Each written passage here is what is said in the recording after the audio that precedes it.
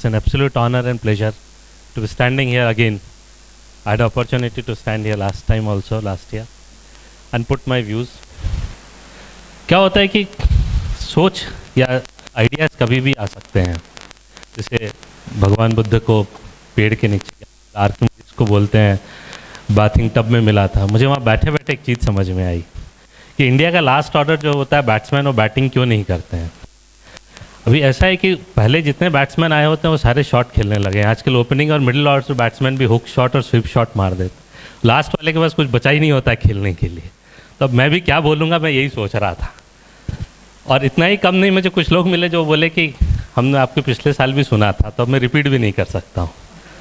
तो और हरभजन सिंह साहब के बाद बोलना ऐसा है कि आपको लगेगा आप धोनी के बाद हरभजन सिंह की बैटिंग बट ज़रूरी होती है. इसके बाद टीम डायरेक्टर रवि शास्त्री हैं, चंचल मालवीय जी का ही सेशन है. सो एकदम मैं लास्ट ऑर्डर का बैट्समैन हूँ. और कुछ थॉट्स हैं जो पर्सनल एक्सपीरियंस से हैं, क्योंकि बहुत अच्छा स्टूडेंट नहीं था और बाद में समझ में आया कि कुछ चीज़ें शायद समझ पाता. अच्छा स्टूडेंट बन पाता कि गारंटी नहीं है, बट समझ पाता. नंबर थोड़े अच्छे हो जाते अगर अलग तरीके से पढ़ाया गया होता. ऐसा कई बार लगता है.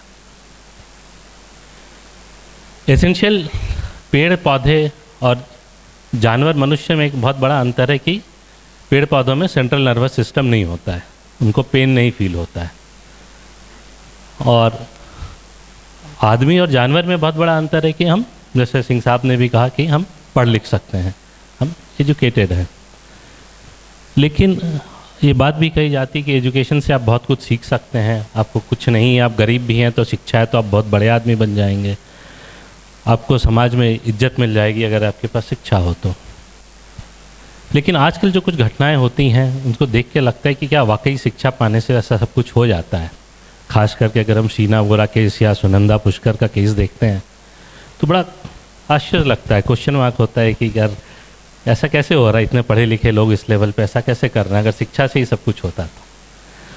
कॉरपोरेट वर्ल्ड में भी हम करप्शन देखते हैं और क्वालिफिकेशन देखेंगे तो आप हैरान हो जाएंगे. जैसे बात कर रहे थे वर्मा साहब की, सम ऑफ द बेस्ट इंस्टीट्यूट्स जहाँ घुसने के लिए सबसे ब्रिलियंट होना चाहिए, वहाँ के पास आउट लोग करप्शन में इन्वॉल्व होते हैं. तो वन स्टार्ट्स वंडरिंग कि ऐसा क्यों हुआ. और मेरा ऐसा मानना था कि शायद हमने भारत के परिप्रेक्ष्य में हमने शिक्षा को मंदिरों से दूर कर दिया. और मंदिर से ऑब्जेक्शन है तो स्पिरिचुअलिटी से अलग कर दिया. स्पिरिचुअलिटी संन्यास लेना ही नहीं होता है. स्पिरिचुअलिटी जब बोलते हैं तो स्पिरिचुअलिटी आपको सेल्फ कॉन्फिडेंस देती है, जज्बा देती है, खड़े रहने के लिए मजबूत रखने का साहस होता है. आप किसी भी घबराहट, किसी भी चीज़ से घबराते नहीं हैं. हमारे यहाँ शिक्षा जो है मंदिरों में होती थी, क्योंकि मंदिर सिर्फ पूजा का स्थान नहीं होता हमारे देश में. हमारे देश में जो मंदिर होता है वो सेंटर ऑफ इकोनॉमिक्स होता है, वहाँ से अर्थव्यवस्था चलती है, वो विज्ञान का केंद्र होता है और शिक्षा का भी होता है. मैं आपको अर्थव्यवस्था का एक छोटा सा उदाहरण देता हूँ. हमारे यहाँ बहुत से मेले होते हैं. अभी सावन में कांवड़ का मेला लगता है, लोग कांवड़ लेके जाते हैं. आप सबने देखा होगा पानी शिव जी के मंदिर पे. हरिद्वार में बहुत सारे लोग जाते हैं. करीब 4-5 साल पुरानी स्टडी है, वहाँ करीब 60 लाख लोग आते हैं और ये कुछ 25-30 दिन का कार्यक्रम होता है. और लोग पैदल आते हैं, उसमें बड़ा रिस्ट्रिक्शन होता है. फैशन में नहीं जा सकते, मतलब पैदल चल के जाना है, कांवड़ उठा के जाना है. सड़क पे जाते हैं, सब सड़क पे जाएंगे तो क्या करेंगे, चना खाएंगे, मूंगफली खाएंगे. लौटते हुए घर आएगा आदमी तो गुब्बारे लेके आएगा या हैंडीक्राफ्ट. हरिद्वार में एवरेज स्पेंड था, एक आदमी जो करता है वहाँ पे 300 रुपये करता है, एकदम लोएस्ट. 5-6 साल पहले की स्टडी है. तो 60 लाख इंटू 300 करीब 180 करोड़ के आसपास होता है. इतना सारा पैसा एक डिस्ट्रिक्ट में एकदम डेमोक्रेटिकली डिस्ट्रीब्यूट होता है. लोएस्ट स्टार्टअप है, कोई करप्शन नहीं होता है, कोई बैंक इतना फ्री डिसबर्स ऑफ फंड नहीं कर सकता है. तो हमारे यहाँ जो भी मंदिरों में फंक्शंस होते हैं उसमें आप देखेंगे निश्चित होता है कि इतनी 25 किलोमीटर के आसपास के लोग आएंगे, 50 किलोमीटर के आसपास आएंगे. और आखिरी में कुंभ सबसे बड़ा होता है जिसमें पूरे देश से लोग आते हैं. तो it was a source of moving economy. पूरी हमारे यहाँ लक्ष्मी को चंचल कहते हैं, लेकिन हम कंफ्यूज करते हैं धन की देवी, धन के देवता हैं कुबेर. और कुबेर की अगर तस्वीर आप लोगों ने देखी होगी, नहीं देखी तो ढूंढ के देखिएगा. कुबेर मनुष्य पे सवारी करते हैं, किसी जीव जंतु पे नहीं, बाकी देव देवताओं की तरह, क्योंकि वो दर्शाता है कि अगर आपके पास ज़रूरत से ज़्यादा पैसा है तो आप क्या करने लगते हैं। और कुबेर का मूर्ति बड़ी कुरूप होती है, सुंदर नहीं होती है, पैसा आपको अगली बना देता है। और लक्ष्मी को चंचल बोलते हैं, शी रिप्रेजेंट्स इकोनॉमी, क्योंकि इकोनॉमी स्टैटिक होगी तो कैसे चलेगा, पैसा घूमना चाहिए। तो हमारे यहाँ मंदिरों के थ्रू या रिलीजियस थ्रू पूरा इकोनॉमी मूव करती है, और इस पर मेरी पुस्तक में मैंने डिटेल में लिखा है। हम उसके बाद शिक्षा पे आते हैं, और मैं यहाँ compare and contrast method use करता हूँ, क्योंकि कभी कभी अपनी अच्छी चीज़ अपने को समझ में नहीं आती है। हम खुद कितने अच्छे हैं, जब किसी और ख़राब के साथ खड़े होते हैं तो समझ में आता है कि अरे हम तो अच्छे हैं। भारत में जो सबसे पुराना दुनिया में ज़ीरो का इंस्क्रिप्शन है वो ग्वालियर के एक मंदिर में है। और on the other hand side in Europe church को 400 साल लगे थे एक्सेप्ट करने में कि ज़ीरो जैसी कोई चीज़ होती है, क्योंकि zero is a philosophical thing apart from maths. शून्य है, शून्य में सब है और सब में शून्य है, वो इट्स योर फिलोसफिकल थिंग। जैसे हम World War I और World War II पढ़ते हैं, यूरोप में या मैथ्स की हिस्ट्री में मैथ्स वॉर 1 और मैथ्स वॉर 2 होता है। मैथ्स वॉर 1 है जब 400 साल लगे यूरोप को एक्सेप्ट करने में कि ज़ीरो जैसी कोई चीज़ होती है, और दूसरा था मैथ्स वॉर 2 जिसमें उनको करीब 350-400 साल लगे इंटीग्रल कैलकुलस एक्सेप्ट करने में। अगर इंटीग्रल कैलकुलस नहीं होता तो बहुत सारे आज के कैलकुलेशन नहीं हो पाते, because they couldn't understand the whole philosophy behind mathematics. और हमारे यहाँ दोनों मंदिरों से निकले। एंड जस्ट बाकी बहुत डिटेल एग्जाम्पल नहीं दे रहा हूँ मंदिरों के, लेकिन एज आई सेड, तो हमारे यहाँ पे मंदिरों का बहुत क्लोज कनेक्ट रहा शिक्षा से, सिर्फ पूजा के लिए नहीं था। और हम जैसे जैसे दूर होते गए, चीज़ों से दूर होते गए, हमारे यहाँ भाषा बदल गई। संस्कृत से हम हिंदी या भारत की जितनी भी भाषाएं निकली हैं संस्कृत से निकली हैं, जिनको देव भाषा कहते हैं उससे थी, वो छूट गई। अब हमारी भाषा ख़राब हो गई। हम कभी कभी समझ नहीं पाते हैं, हमको ज्योग्राफी बोलने से कोई चीज़ समझ में नहीं आती। जब आप भूगोल बोलते हैं तो बात समझ में आती कि भू यानी कि धरा यानी कि ज़मीन की बात कर रहे हैं जो कि गोल है, तो इसलिए भूगोल। ज्योग्राफी का कोई सरपाव मुझे तो नहीं समझ में आता, उसका कोई ग्रीक ओरिजिन होगा तो हम क्या करें उसका। हम अपनी चीज़ों से दूर होते गए। हमारे यहाँ कभी कभी मजाक का विषय हो जाता है। आजकल सारा आधा से ज़्यादा ज्ञान व्हाट्सएप पे मिलता है। उसमें आप देखेंगे कि हमें समय की परवाह ही नहीं है, क्योंकि कल को भी हम कल बोलते हैं, कल को भी कल, येस्टरडे टुमारो, इंग्लिश में डिफ्रेंशिएशन है। बट हमारे यहाँ समय जो है लीनियर नहीं होता, काल चक्र होता है, इसलिए कर्मा है, आप जैसा करेंगे भरेंगे। It's a call, it's a whole philosophy behind it. और ऐसा नहीं कि हमको समय की कद्र नहीं, क्योंकि हम कुछ पीढ़ियों से हमने कद्र करना छोड़ दिया, बट कुछ एग्जाम्पल्स आज भी यहाँ जो समय की कद्र है।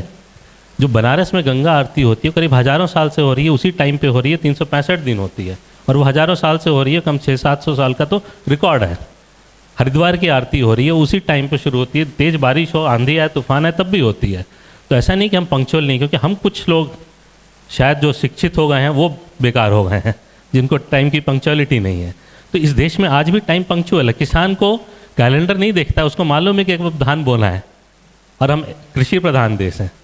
60-70% लोग खेती पे जाते हैं, उन्हें पता है।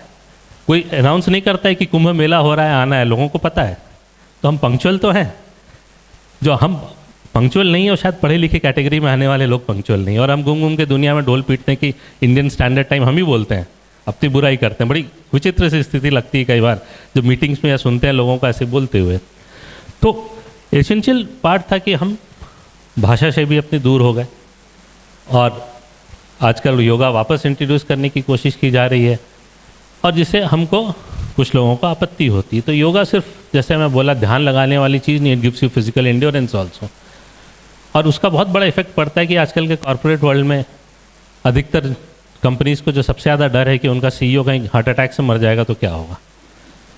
सक्सेशन प्लानिंग बहुत बड़ा कॉन्फ्रेंस का टॉपिक है, बड़ी कॉन्फ्रेंसेज होती है, कंसल्टेंसी चलती है बड़ी अच्छी सक्सेशन प्लानिंग की, क्योंकि उनको मालूम नहीं कि सक्सेशन प्लानिंग एक के बाद दूसरा नहीं, उनको 5-6 सक्सेशन प्लानिंग करनी होती है, क्योंकि 2-4 मर जाएंगे साथ में।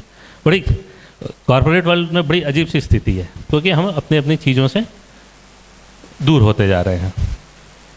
हम यहाँ से आके खेल पे आते हैं। मैंने पिछले बार डिस्कस किया था, और रिपीट इसलिए नहीं कर रहा हूँ कि मेरे पास कंटेंट नहीं है। रिपीट करने का 2 कारण है। जो पिछले बार बताया था उनसे पूछूंगा उनको याद है कि नहीं। एजुकेशन में रिवीजन बड़ी इंपॉर्टेंट चीज़ होती है,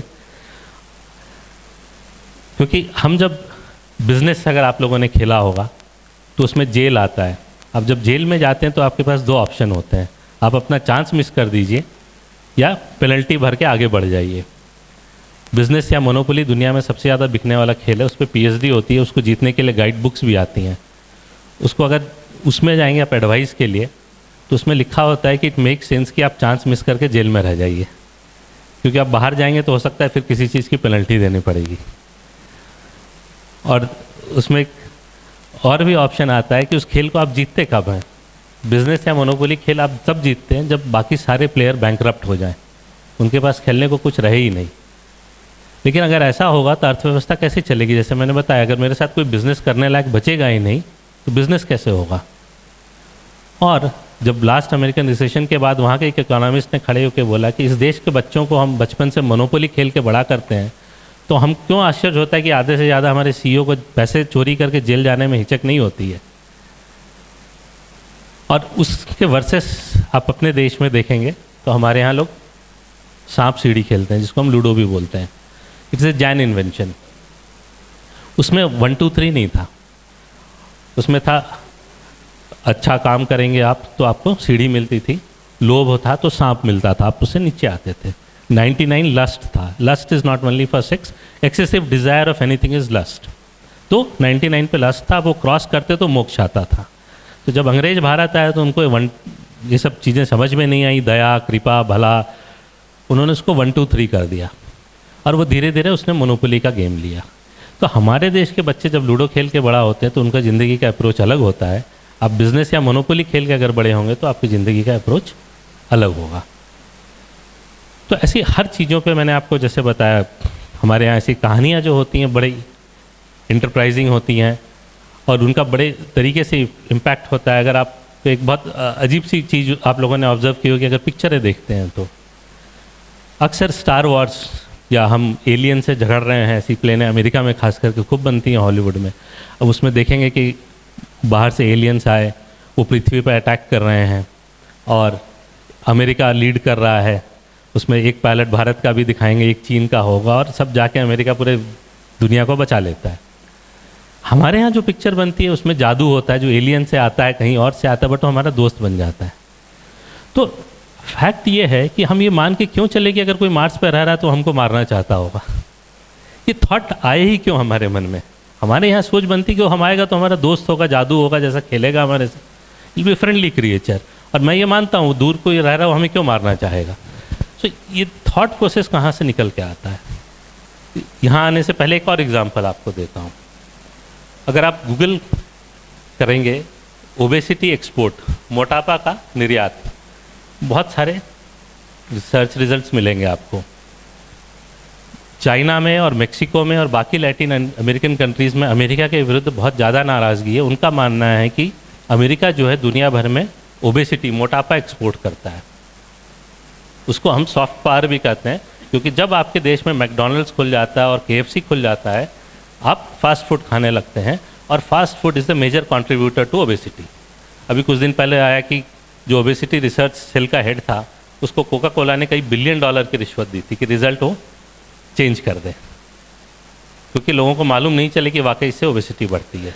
तो अमेरिका ओबेसिटी एक्सपोर्ट करता है और एक बहुत बड़ा पॉलिटिकल और बिजनेस डिबेट का दुनिया में विषय बना हुआ है कि इसको हम कैसे रिस्ट्रिक्ट करें। हमारे यहाँ से जब हम कुछ चीज़ देने जाते हैं तो हम दुनिया को इंटरनेशनल योगा डे देते हैं या फ्री में आपकी सेहत बनी रहे। It's a contrast in approach, and this contrast in approach comes from how our thinking starts. वहाँ से सोच आती है ग्लोबलाइजेशन की कि पूरा दुनिया जो है एक मार्केट है, तो हमको हर जगह जाके चीज़ें बेचनी है। KFC जाएगी, ओबेसिटी जाएगी, फिर अमेरिकन फार्मा कंपनीज जाएंगी, फिर अमेरिकन मेडिकल इक्विपमेंट्स जाएंगे। तो इट्स अ होल चेन। हमारे यहाँ से हम सोचते हैं वसुधैव कुटुंबकम, तो हम पूरा दुनिया का भला चाहते हैं, तो हम दुनिया को योग देंगे, हम दुनिया को आयुर्वेद देंगे। और शायद इसीलिए जब हम कहते हैं कि हम योगा डे मनाएंगे तो 199 कंट्रीज़ उसको बैक करती हैं, क्योंकि कोई भी देश जहाँ भी फुल हेल्थ सर्विस है गवर्नमेंट की तरफ से, आज उनको समझ में आ रहा है कि वो अफोर्ड नहीं कर सकते हैं, तो लोगों को योगा करना होगा कि वो स्वस्थ रहें। और इस देश में भी 125 करोड़ को कभी सरकार नहीं दे सकती है। योगा इसलिए ज़रूरी है कि हम खुद स्वस्थ रहें। So there is a whole thought process which is very different when you talk Indian concepts.